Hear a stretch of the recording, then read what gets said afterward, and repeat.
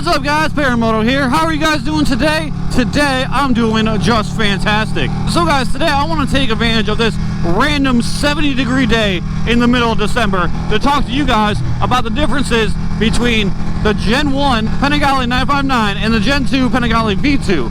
And the reason why I call them generations is because they're basically the same bike, and we're going to get into that coming up next. Guys, I'm sure that we all seen it at this point. Ducati released their brand new Ducati Panigale V2. It's basically a 959 with an updress fairings and some additional features and stuff that make it a little bit more modern, a little bit more comfortable, and a little bit faster, to be totally honest with you. So I want to start from the inside out, okay, because I think that's the best way to do it. Describe the core of the motorcycle, then move out from there. Core of the motorcycle is still a 955cc L-twin motorcycle with about 150 horsepower. This is a Super Quattro engine that's just tried and true, just the workhorse of Ducati for a while now.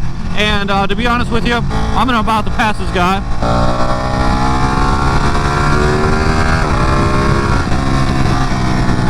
So it has been the workhorse of Panigale for a long time.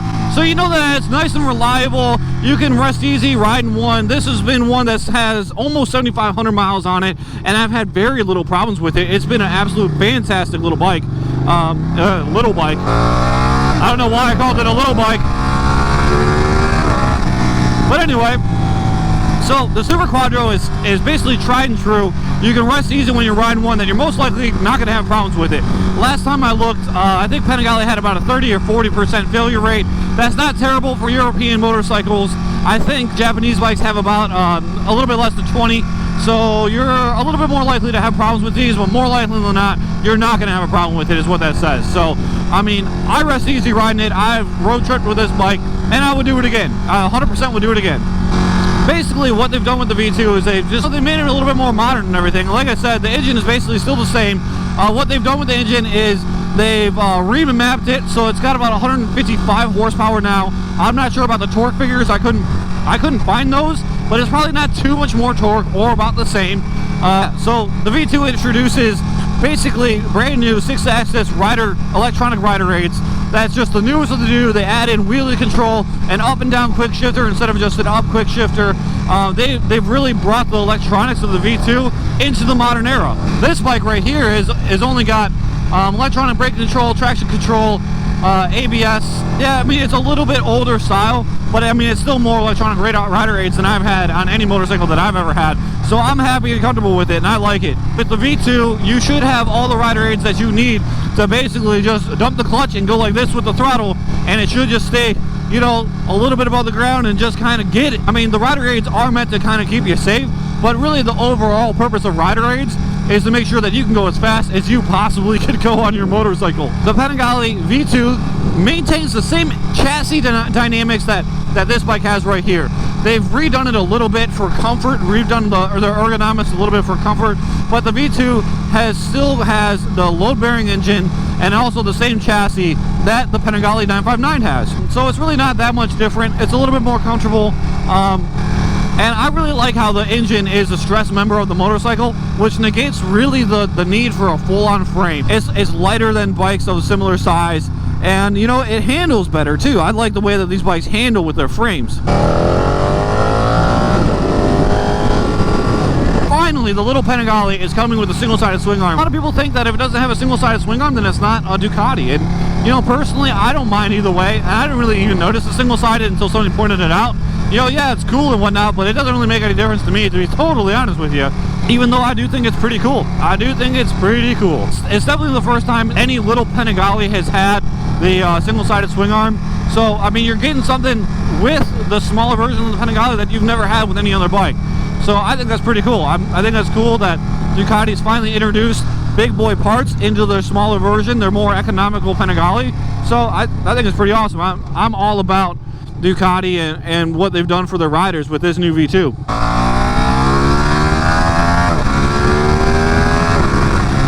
Moving up from there, the next huge thing, besides for the engine and the chassis remap and the single-sided swing arm, is the brand new full color display. The Generation 1 V2, aka the 959, has got an older style, but very classy, full digital display, but it's black and white. At night, it's a very cool white almost blue, and it looks really classy. I like it a lot. The V2 introduces the absolutely full color, fully beautiful display that you really need on a superbike. It really makes a superbike pop when it has a full color display, and that's what the V2 has. I rode a V4 and an R1, and I honestly I really like full color displays, but it doesn't make or break me, to be totally honest with you. I mean, I can take it or leave it. I do like this display. I mean, honestly, the only two things I really use is the speedometer and the tach, and everything else I can kind of do without. So, I mean, full color is cool, and you can do a lot with these new displays between like track use and all sorts of other things. But I mean, it's a lot of stuff that you don't need, but it's still really cool to have a full color display. The elephant in the room when it comes down to the brand new V2 is the total redesign. V2 has got a absolute total redesign from basically the ground up. It's a V4. It has full V4 style fairings and everything, bringing it fully modern.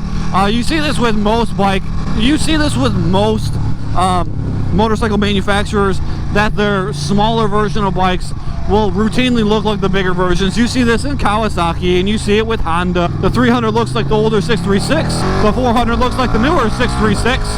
So it's just something that we see a lot of from manufacturers. So that's what Ducati's done. So it's like you can spend a little bit less and still get the same stylings that you would get if you spent, you know, $4,000 or $5,000 more, which I think is cool. And I do like a distinction. I mean, I think depending on the way that you look at it, if you're getting the smaller bike that looks like the bigger bike, I think you get more for your money. But if you get the bigger bike that looks like the smaller bike, I think you're getting a little bit less for your money. So, I mean, I don't know. I kind of like when the bikes have distinct differences, but that's just me. Obviously, it sells more motorcycles, or, you know, they wouldn't do it. So, it is what it is. I'm cool with it. Although, I do think that the 1299 styling is the absolute pinnacle of motorcycle looks and fashion. I'm not the one making the big decision, so, I mean, I'm just here along for the ride. I will say that I don't think there's any plans of offering the V2 in this beautiful Arctic white and red rim configuration. I think that's kind of a bummer, to be totally honest with you. You know, I think a lot of people like this configuration, myself included, but they'll probably do something cool like a Corsa edition or something like that you see with the V4 and everything. So, I mean, I don't think all is lost when it comes down to having something new and cool looking. You know, to be honest with you guys, I think all in all, the V2 is absolutely, it's absolutely really cool, and I really like it. I won't be trading in my 959 for one because it's just not that much different. If I was going to spend another 16 grand, I'm going to save up a little bit of money. I'm going to go get myself a V4, to be totally honest with you. That's really my suggestion to people. Like, if you can afford a V2, you can probably afford a V4. You know, you might want to just go all out and just go get it. But anyway, guys, that's all for today's video. I appreciate you guys stopping by and hanging out. I appreciate every single one of you guys. Please make sure to like and subscribe down below. It helps me out a ton. I appreciate you guys so much.